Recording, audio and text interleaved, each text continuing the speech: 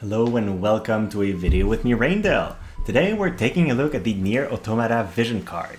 We'll be comparing it with existing options to see whether it's worth pulling for or not. And as you probably guessed, this card is BIS on 2B. So if you're decided to go to get 2B, you probably should go for this card as well. Now, let's begin by comparing stats, and before that, I want to say, this is a card that it increases evasion, well, increases luck, so is used in evasion teams, and also increases offense quite a bit. So we'll be comparing it with other options for cards that have some defense and offense, and cards that are good for wind characters, because it's a wind exclusive vision card as well. So if we take a look at the stats, 322 HP is not bad. It's actually quite decent. It's along the line. 150 attack is not the highest. Usually when I look at a offensive vision card, I like when they have around 160 to 170 attack. But 150 is not that high. What it does get that's nice though is 4 points of spirit. And I think that's pretty cool because, well, right now there's a lot of mages. And especially if you're planning to run this for 2B, well, she's not very strong against magic attacks. She's especially built to fight physical attackers, so having a bit of spirit on her vision card kind of mitigates one of her weaknesses, so that's very good.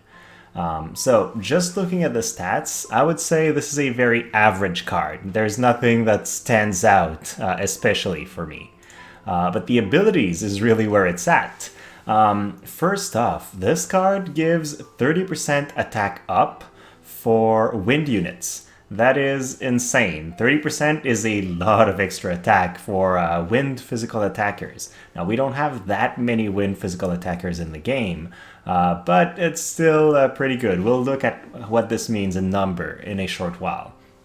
For 2B, the card will have an exclusive buff that will be slash resistance penetration, which is cool, especially since she had some more with her limit break. So with that, she'll be able to get a very high, probably, amount of slash resist penetration. 2B will also get some agility up, and again, we don't know the values yet. But agility is always a good stat to have. It makes your unit faster and generally allows you to manipulate the AI a little bit better by changing your options. So that's pretty nice. Then I think the party ability is really where the value is. First off, you get 35% luck for all your wind units. So if you're running a wind evasion team, this is great. It's as good as Secrets of the Heart in terms of luck. But then you also get 8 spirit across the board. 8 spirit doesn't seem like a lot just by itself, but what's great about this is it stacks completely with the spirit that you'll gain from pieces of armor and other sources. So it's 8 on top of whatever else you get. So if you're wearing an item that would give you around 15 spirit, which is not that hard to get, well, suddenly you now have 23. So yeah, the incremental increase on top of your other options is actually very impactful. And even by itself, having 8 spirit instead of 0 is still some reduction to magic damages coming in. Then you have crit damage up 25. That's really good. Criticals in War of the Vision provide a 25% increase in damage when you land a crit.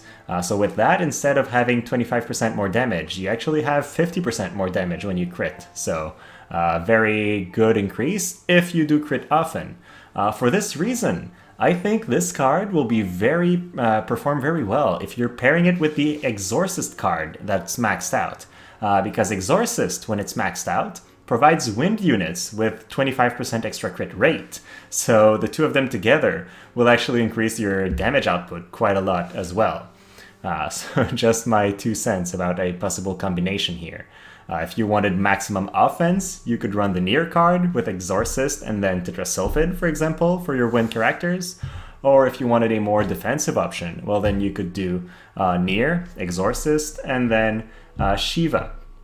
And I've read, of course I'm not Japanese, so I'm not 100% sure, but my understanding is that with the Final Fantasy VII collaboration right now, there is a Wind exclusive vision card released tailored towards Tifa that provides evasion up for Wind units. So if that is true, then we really have the perfect set. NieR, Final Fantasy VII, and then your choice of Exorcist or Tetrasolvit for the remaining card. And you have a physical evasion team for Wind.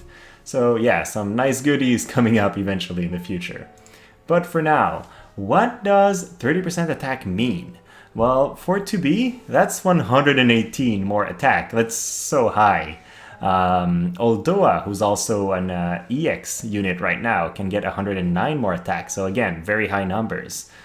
Units that are prior to EX, like Lucia and Irma, will gain somewhere around 80. So it's a good buff, not as much, but still 80 attack is very impactful. So those are very good numbers. Then I put 35. What 35% luck means. Keep in mind that 2 luck is roughly 1 point of evasion. So to be gains 64 more luck from that. That's thus about 32 more evasion compared to a unit that doesn't have this luck up. So pretty good. Although at 56, and then non-EX characters around 46. So it is a massive increase to evasion. The luck part is actually more important than the flat evasion if you had to pick one over the other. Especially now that we're getting more stats with EX jobs, a percentage increase is going to be more impactful than a flat one. So that's it for the stats. Now, should you get the card? Well, it's a tough choice, I guess. It is best in slot for 2B, and also for any Wind physical unit. The extra attack in an individual ability is really, really good. And then you get some extra luck, which means more accuracy, more evasion, also some spirit. So overall, the stats are really good. If you're running Wind physical teams, this is a great card. It's also a nice card that has both defense and offense, and defense in the form of evasion, then offense in the form of the 30% attack up for the unit itself.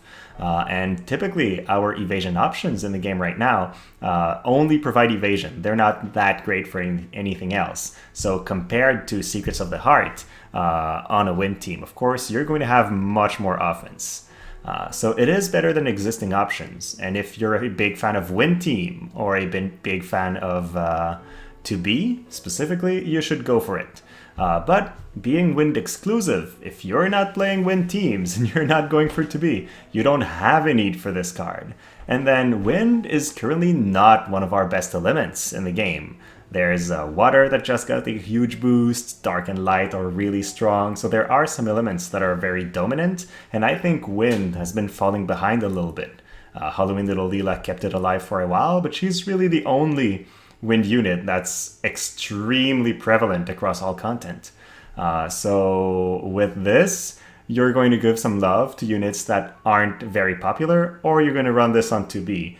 But you're not going to benefit from this card for a ton of different options, like Omega would give to a lot of different dark units, for example. So I'm personally going to go for it because I intend to go for 2B. So unless I'm very unlucky and I don't pull 2B, this card is in my target list, and I'm going to build it and max it for that.